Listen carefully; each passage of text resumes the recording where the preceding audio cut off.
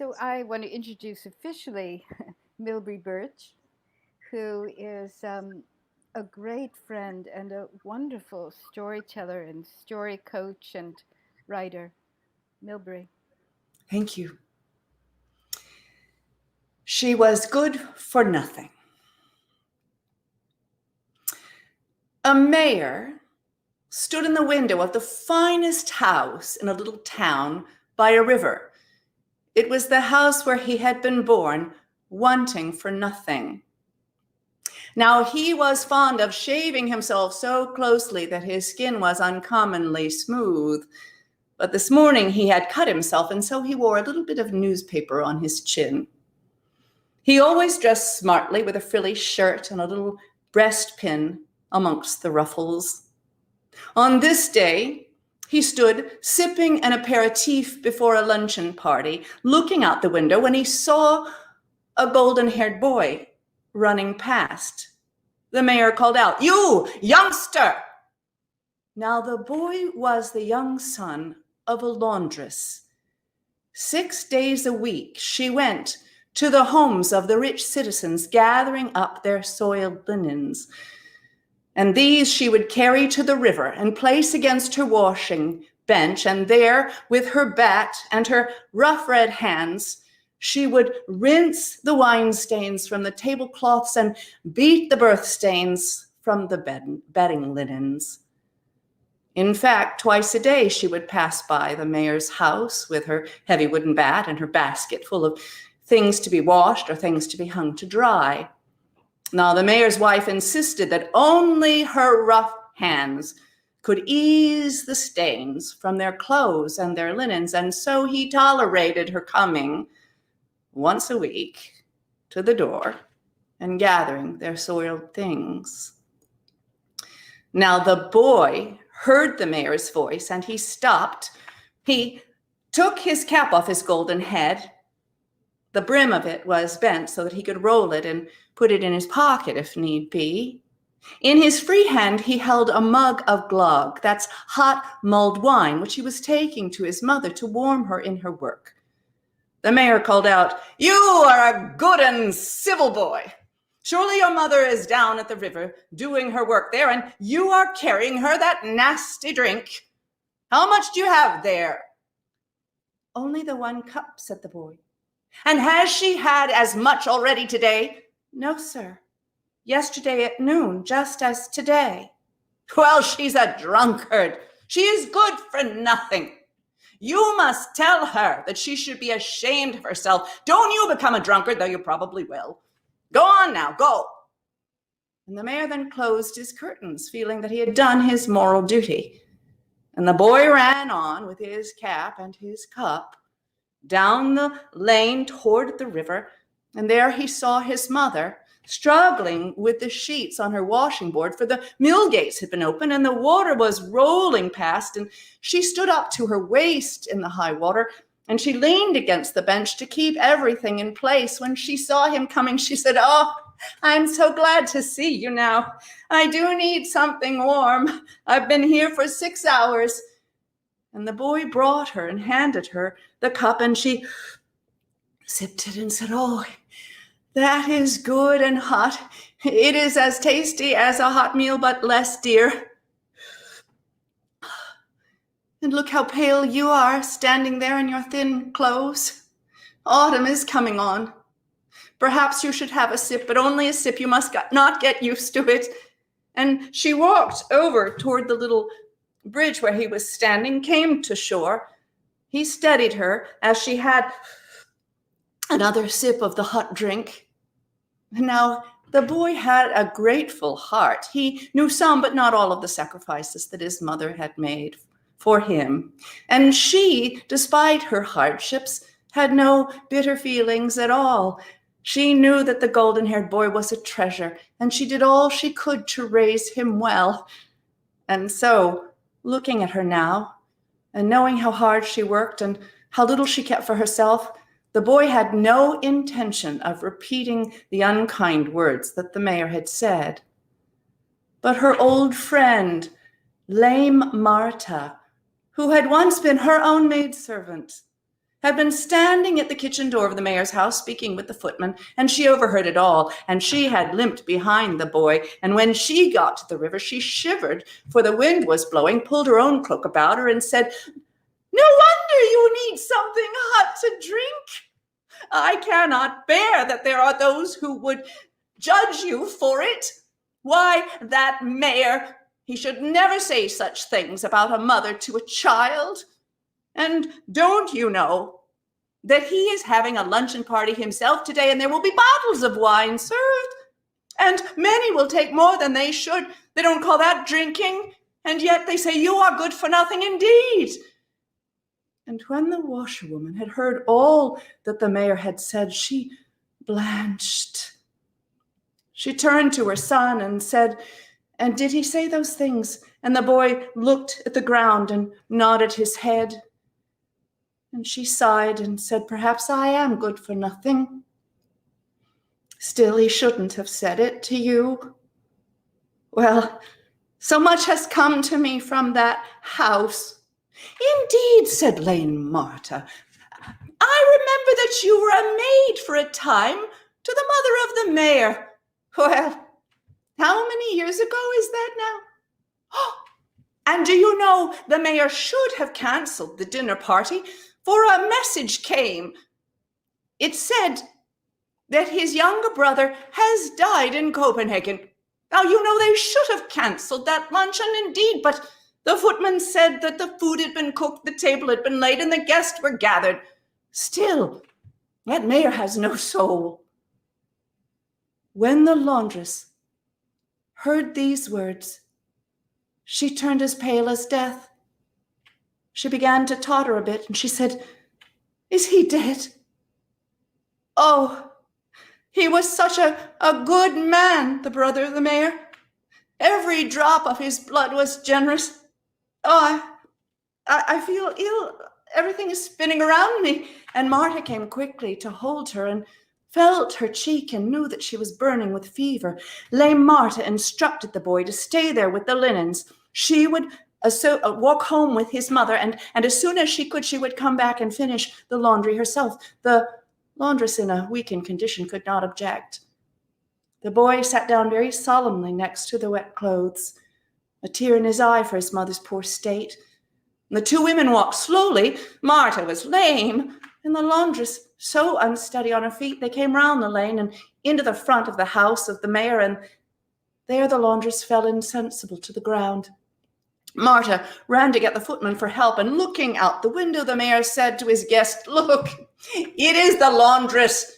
She has had too many drops to drink today. She is good for nothing." And then he turned back to his party. In time, they were able to get the laundress up and get her back to her little dwelling. There, Martha put her to bed and gave her some cider with a bit of butter to warm her. And then she hurried back to the river, and she completed the washing, and then brought the linens into the basket, and she and the boy dragged the basket home. By eventide, Martha was sitting by the laundress's bed. Now the mayor's cook had sent her home with roasted potatoes and a bit of fat for the sick woman, but the washerwoman had no stomach for food, said she would just enjoy the fragrance of it as they ate. And so Martha and the boy ate what had been given. And then the child climbed up on the foot of the bed and curled himself at his mother's feet, and she brought a quilt over him, and he slept very shortly. The laundress turned to her friend and said, "Thank you. You are a good soul, Martha. Now that my child is asleep, I shall tell you all. I would not want him to have to know everything that I have suffered. Indeed, I did work as a maid in the house of the mayor, and I was a young, wild girl. Still, I was honest. God in heaven knows that. And as it happened, the mayor's younger brother came home a student on holiday from his studies. Oh, he was merry and brave and affectionate. And although he was the son of the house and I only the maid, he loved me honorably, and he told his mother of it. And then he must go back to his school, but before he left, he put a ring upon my finger. Once he was gone, I hid it on a chain round my neck, for I couldn't wear it during the day, but only at night in my room. The mistress of the house called me straight away, and she explained to me how we were not of the same rank and circumstance. She said, "He's taken with your looks, but looks will fade soon. You have no education. The two of you would never abide in a happy life together. Now, I esteem the poor, and in God's eyes they are certainly raised higher than many of the rich, but on this earth we must stop ourselves from going down an incorrect path, lest we overturn ourselves like a carriage going down a dangerous road."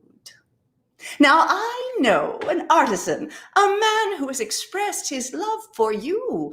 It is Eric, the glove maker. You are equal in rank, and certainly he would be a suitable husband. Will you think about it? Listening to her words pierced my heart, said the laundress. But I knew that she was right, and that was heavy on my heart. That night I struggled all night long. And in the morning I went to the house of God to ask for some light on the path I should take. I considered it a providence when I came out of the church and Eric was coming toward me. And then I knew without a doubt that we were equals and we could make a life together. So I went up to him and I said, "Do you still feel the way you felt when you spoke to my mistress?" And he nodded. I said, "So then would you accept a maiden as your wife? She esteems and honors you, though she does not love you. Perhaps that will come." And he took my hand and he said, "Surely it will come." And when I went home that day, I returned the ring to the mistress, for it had begun to burn me with a cold fire. And I told her that the wedding banns would be published in a week. And she gathered me up and held me and wept. Surely she did not consider me good for nothing, though I imagine I am less than I was then. And at Michaelmas we married, and things went well for a time. He had a journeyman and an apprentice. You were our maidservant. And Marta nodded. "You were both so kind to me," she said.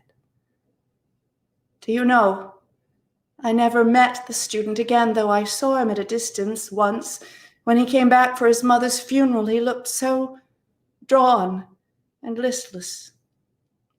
After his father died, he did not return, for he was away by that time, abroad, working as a lawyer. Surely he had forgotten me, and if he had seen me, he would not have recognized me, for all my good looks were gone. Perhaps that's just as well. And for a time we were very happy, especially when my boy was born. But shortly after that, Eric took ill with a lingering sickness, and so for that first year I must dress and undress them both. And in that time we got behind in our payments for a house that we were building, and everything we owned was sold and lost to us, and then my husband died. Ever since that day, I have worked and striven, washing fine linen and coarse linen, so that I might provide for my son. But I cannot seem to get better off. Perhaps it is God's plan. I know that he will take me to him one day, and I am confident that he will watch out for my son for all his life. And having unburdened herself in this way, the laundress leaned back and slept, and Marta watched over her. In the morning, just before dawn, the washerwoman awoke, her son still sleeping at her feet, her friend nodding in the chair beside her. Feeling refreshed and imagining that she was strong enough to go back to her work, she got up, knowing she had fallen behind, and she took the basket with the linens to be returned and to gather the next batch for that day without so much as having her usual cup of coffee. When she got to the river and stepped into the water, she felt faint and fell backwards on the shore. her head upon the ground, but her feet still in the water, her wooden shoes washed away by the current. And that's where Marta and the boy found her. As soon as he awakened, he saw that she had not made coffee, and he made some for her, and they took it to the river, and there they found her collapsed. They got the poor wretched woman home, and the surgeon was called for to open a vein, but alas, she died before he could arrive.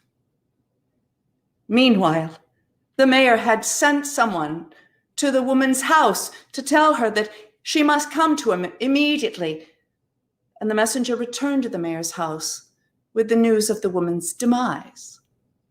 Well, said the mayor, she drank herself to death. She was good for nothing. Still, I wanted to tell her that my brother left $600 in his will to the glovemaker's widow, who had once been my mother's maid. I know there was something for a time between them.